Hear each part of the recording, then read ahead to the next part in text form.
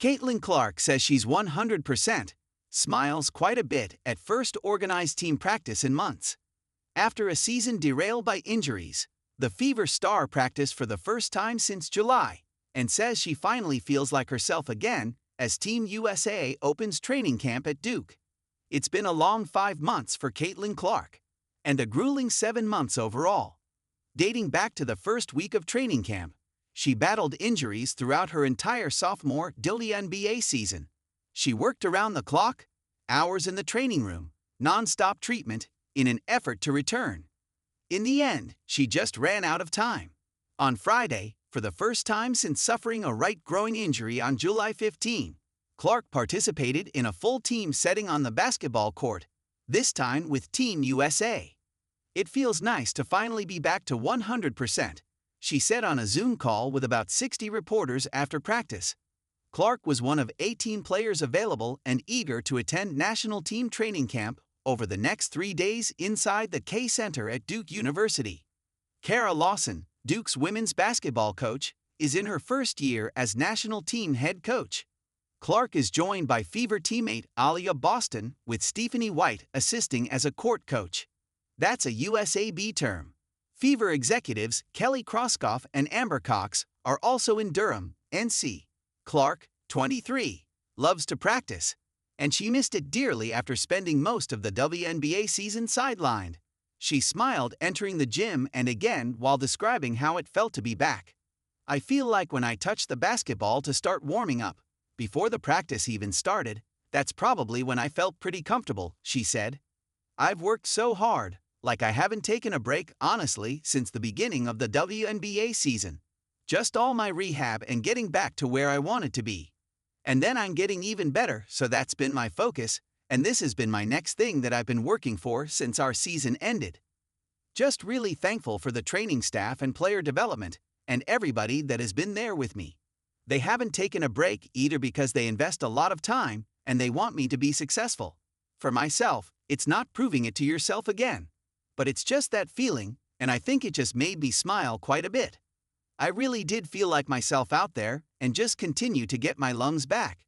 But I felt like I was moving really well, so it was pretty satisfying." The previous regime at USA Basketball chose not to include Clark on the 2024 Paris Olympics roster. She was a rookie then, later becoming WNBA Rookie of the Year and a first-team All-NBA selection. She didn't express frustration about that decision more than a year later, but it certainly serves as internal motivation. "This is the biggest honor you can possibly have playing basketball in our country. Wearing USA across your chest," she said. "I'm just excited to be here and honored." Sue Bird, now managing director of the women's national team, wants to use this first camp to set a standard for how Team USA plays and carries itself. Bird hosted Clark on her podcast and on the Bird and Torresy Show during the 2025 NCAA Women's National Championship game broadcast.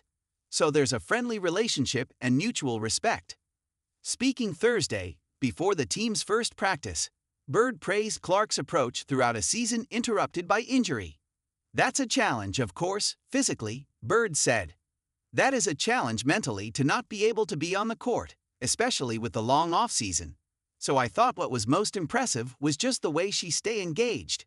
Despite being limited to 13 games, Clark traveled to every road game but one, signed thousands of autographs, and remained fully involved on the Fever bench. Clark reiterated that she did everything she could to return. "It just wasn't possible. I gave everything I could to possibly try to play, but my body just wasn't really letting me. Then I continued to rehab and now feeling back at 100%, and honestly, it took probably longer than I expected." Before this year, Clark had never missed a game at Iowa and had no serious injuries in high school. This was uncharted territory. "When you're a professional athlete, it's gonna come at some point," she said. "That's just how it goes. I think it's honestly taught me more than I've probably ever learned through the course of my career of how to take care of your body, how to get right, how to stay healthy, and then just taking time for yourself. Obviously, being hurt is an incredibly isolating thing, and you don't really understand it until you go through it.